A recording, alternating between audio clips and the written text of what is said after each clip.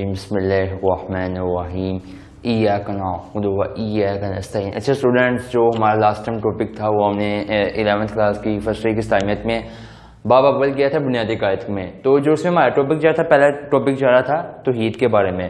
تو چونکہ جو توحید کے بارے میں تھا، ہم نے سورۃ جون سی ہے بسم اللہ الرحمن الرحیم سورۃ القمر، اس کا آیت نمبر 49 تک کر لیا تھا۔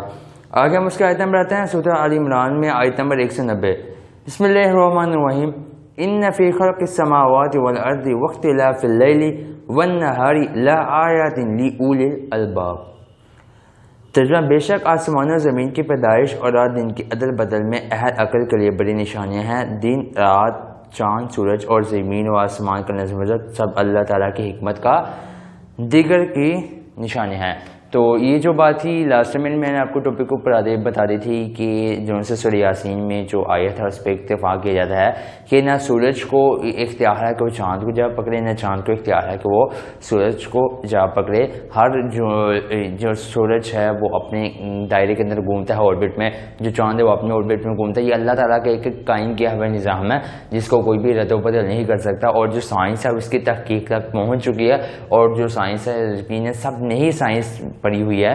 تو یہ جو آربیٹلس ہیں، جو آپ کے جوپیٹر، مارس، نیپچون، اس کے بعد ارتھ آ رہا ہے، آپ کا وینس آ رہا ہے، مرکری آ رہا ہے، تو یہ ساری چیزیں سائنس کے سبجیکٹ ہوتے ہیں۔ اسپیشل ایک ان کا ٹاپک ہوتا ہے، ایک چیپٹر آتے ہیں ان کے بارے میں جو ایٹماسفیئر کے بارے میں صرف آپ کو آگاہ کرتا ہے، تو اس میں آپ یہ ساری چیزیں پڑھ چکے ہیں۔ تو قرآن مجید میں اس چیز کی تصدیق کر دی گئی ہے کہ نہ چاند کو اختیار ہے کہ سورج کو جا پکڑے، نہ سورج کو اختیار ہے کہ چاند کو جا پکڑے، یہ اپنے آربٹ کے اندر ہی گھوم رہی ہے۔ اللہ تعالیٰ نے سب سے بڑی نشانی بتا دی کہ انسان اس سے بھی اگر ایمان نہ لائے تو اس کے جاہل بننا۔ اللہ تعالیٰ آگے فرما رہا ہے کہ یہ نشانی صرف عقل والوں کے لیے، یعنی اس چیز کو وہی سمجھ سکتے ہیں جو عقل رکھتے ہیں، جو بے عقل لوگ ہیں وہ ہرگز نہیں سمجھ سکتے۔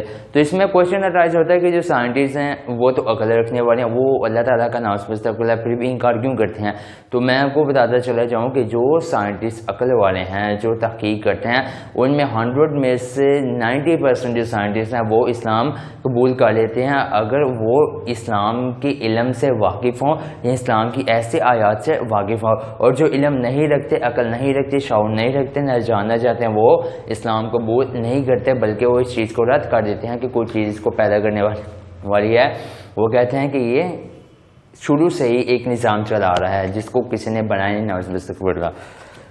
آگے چلتے ہیں بسم اللہ الرحمن الرحیم۔ آگے آئی ہے سورۃ النبل، سن اللہ الذی اتقن کل شیء۔ ترجمہ: کاریگری اللہ ہی کی ہے جس نے ہر چیز کو مضبوط بنا رکھا ہے، یعنی کہ اللہ تعالیٰ نے جتنی بھی یہ دنیا میں کائنات میں چیزیں بنائی ہے، یہ سب اللہ تعالیٰ نے اس مضبوط طریقے سے بنائی ہے کہ انسان کی طاقت اس میں رد و بدل نہیں کر سکتی، یا انسان کے اختیار میں اس کو مختلف کرنے میں، اس میں کوئی چینجنگ کرنے میں، اس میں کوئی ایڈیشن کرنے کی صلاحیت نہیں ہے۔ یہ جو اللہ تعالیٰ نے نظام اپنا بنایا ہے قیامت تک یہی نظام رہے گا، الا مگر کہ اللہ اگر چاہے تو اس کے اختیار میں ہے۔ تو جو میں نے آپ کو لاسٹ میں بھی بتایا تھا کہ جو آپ فرسٹ میں پڑھیں گے توحید وہی ہے، مگر اس میں کیا ہے کہ قرآن آیات اور حدیث کا بہت زیادہ ایڈیشن ہے۔ تو بسم اللہ الرحمن الرحیم، ہم آگے چلتے ہیں سورۃ طور کی طرف، آیت نمبر 35 اور 36 ہے۔ ام خلقوا من غیر شیء ام هم الخالقون ام خلقوا السماوات والارض بل لا یوقنون۔ ترجمہ: کیا یہ لوگ بغیر کسی کے پیدا کیے پیدا ہو گئے ہیں یا یہ کہ خود اپنے خالق ہیں؟ اللہ تعالیٰ نے اس میں مسلمان کو جو انسان ہیں ان کو جھنجھوڑ ہے، وہ انسانوں کو جو اللہ تعالیٰ کی انکار کر رہے ہیں۔ اللہ تعالیٰ کو فرماتے ہیں کہ کیا تم بنا کسی کے پیدا کیے ہی پیدا ہو گئے ہو، یعنی بنا کسی کے بنائے ہی بن گئے ہو، اور کیا تم اپنے خود ہی خالق ہو، تم خود ہی اپنے سے بن چکے ہو؟ تو یہ اللہ تعالیٰ کا ایک بہت ہی پیارا انداز ہے مسلمانوں کو اور جو کفار ہیں، جتنے بھی تمام مخلوقات ہیں، ان کو سمجھانے کا کہ کیا تم اس بات میں غور نہیں کرتے کہ تم عقل و شعور اس چیز میں نہیں رکھتے؟ تو چونکہ آج ہم مسلمان بھی کچھ اس چیز سے غافل و غفلت میں پڑ چکے ہیں، اس لیے کہ ہم اللہ تعالیٰ کے احکامات کو ڈبو دیتے ہیں، چھوڑ دیتے ہیں۔ اس کے بعد آپ صلی اللہ علیہ وسلم کی جو حدیث ہوتی ہیں ان کو ہم اپنی زبان میں، اپنے الفاظ میں بتائے جا رہے ہوتے ہیں کہ ہم سچے ہیں۔ ان کی جو دین ہے، جو اصل دین ہے نا، جو اصل ایمان والے ہیں، جو مومن ہیں، ہم ان کی صفات کو چھوڑ کر منافقین اور مومنوں کی صفات کو مکس اپ کر رہے ہوتے ہیں۔ تو یہ چیز ہرگز اس چیز کی ہمیں اجازت نہیں ہے۔ آگے چلتے ہیں. یہ انہوں نے آسمان اور زمین کو پیدا کر دیا. اصل یہ ہے کہ ان میں یقین ہی نہیں. وہی بات ہے کہ ہم اس چیز کا یقین ہی نہیں کرتے. جو کفار ہیں, جو اللہ کو رد کرنے والے ہیں, جو منافقین ہیں, وہ اس چیز پر یقین ہی نہیں رکھتے کہ ایسی مخلوق ہے جو تخلیق کرنے والی ہے ہمیں, آسمانوں کو, زمین کو, پہاڑوں کو, سورج کو, چاند کو اور ایک پوری دنیا کے نظام کو. تو جس طرح زمین و آسمان اور ساری کائنات وجود باری تعالیٰ کی گواہی دیتی ہے, اسی طرح انسان کی فطرت کی بھی آواز یہی ہے. انسانی تاریخ کے مطالعے سے مہذب اور وحشی سے وحشی ہر طرح کی قوموں میں قادر مطلق کی ذات کا اعتراف ملتا ہے. آثار قدیم مطلب پرانے زمانے میں کی تحقیقات سے یہ بات واضح ہو چکی ہے کہ دنیا کے مختلف گوشوں میں بسنے والے وحشی اقوام جن کی فکری اور ذہنی سطح بہت پست تھی, وہ بھی کسی نہ کسی شکل میں اللہ کے وجود کے قائل تھیں.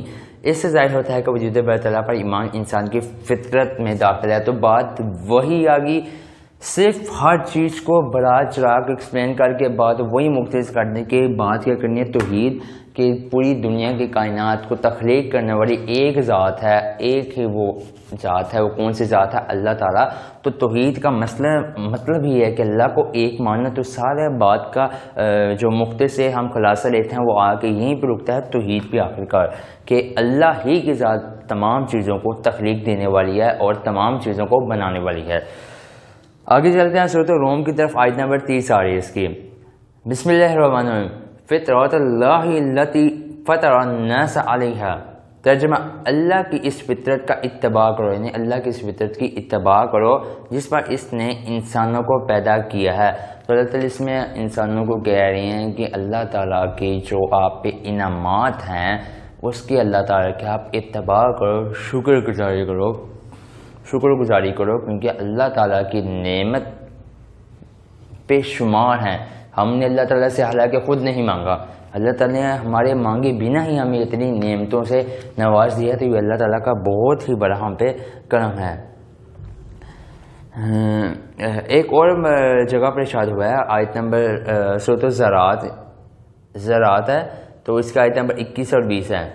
ٹھیک ہے, سورۃ الزار ہے یہ, تو آیت نمبر اس کی 21 اور 20 ہے. بسم اللہ الرحمن الرحیم.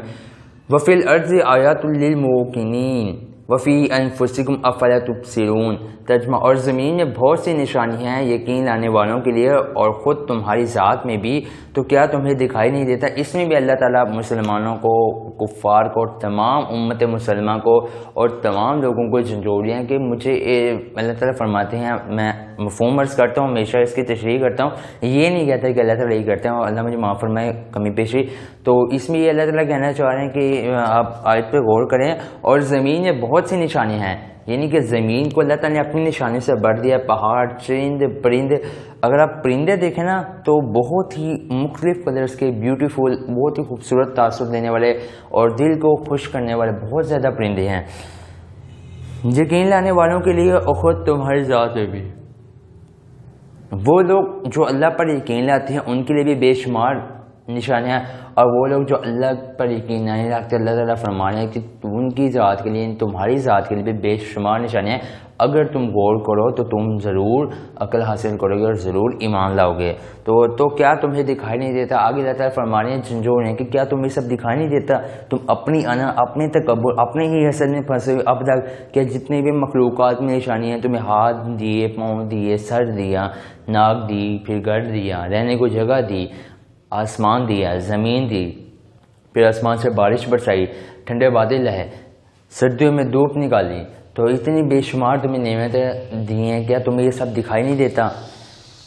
تو آگے تک کائنات کو بنانے والا یہ اعلیٰ و برتر ہستی صرف ایک ہی ہے. انسان کو صحیح سوچ اسے نتیجے پر پہنچاتی ہے, کیونکہ اگر ایک سے زیادہ رب ہوتے تو ان کے باہمی تصادم کی وجہ سے کائنات کے نظام ایک لمحے میں ہی درہم برہم ہو جاتے ہیں, نہیں کہا نہیں رہ سکتا. بات پھر وہی آ گئی کہ مسئلہ کہ خدا ایک ہی ہے, توحید پہ آ گئی کہ خدا ایک ہی ہے. وہ کہتے ہیں کہ اگر خدا زیادہ ہوتے تو چونکہ ہر کسی میں کلیش آیا ہوتا, ہر کوئی یہ کرنا چاہتا ہے, وہ خدا یہ کرنا چاہتا تھا, یہ تو کلیش آیا ہوتا. تو اس کلیش کی وجہ سے جو دنیا کا اب تک ایک نظام چل رہا ہے یہ درہم برہم ہو چکا ہوتا, یہ قائم نہ رہتا.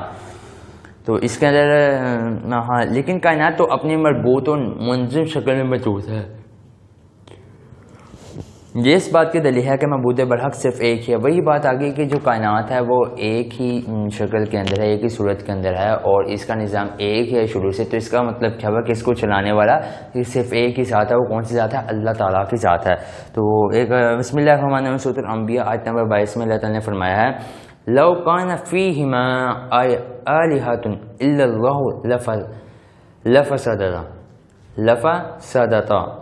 تو اس کا جو ترجمہ ہے, اگر ان دونوں یعنی زمین و آسمان میں علاوہ اللہ کے کوئی معبود ہوتا تو ان دونوں میں فساد برپا. اللہ تعالیٰ نے اس کا خود ہی جواب دے دیا ہے کہ اگر اس دنیا میں اس کائنات میں اللہ کے سوا کوئی اور بھی معبود ہوتا, عبادت کے لائق ہوتا, تو دنیا کا نظام یہ درہم برہم تباہ و برباد ہو چکا ہوتا. تو بسم اللہ الرحمن الرحیم جو آج کا ہمارا ٹاپک تھا اتنا ہی ہے. اس کے آگے چل رہے ہیں ذات و صفات باری تعالیٰ میں. ہم انشاءاللہ کل کے جو اپنا ٹاپک کو اس میں کریں جو ذات و صفات باری تعالیٰ, یہ ایک بہت ہی لمبا آپ کا یہ شارٹ بھی بن سکتا ہے. ذات و صفات باری تعالیٰ سے کیا مراد ہے یا اس کا کیا مفہوم ہے, یہ آپ کا کوشچن بھی بن سکتا ہے. تو جو فرسٹ ہے کہ اسلامی تو انتہا کی آسان ہے, اس میں صرف سمجھنے کی اور آیات کو اور حدیث کو یاد کرنے کی ضرورت ہے.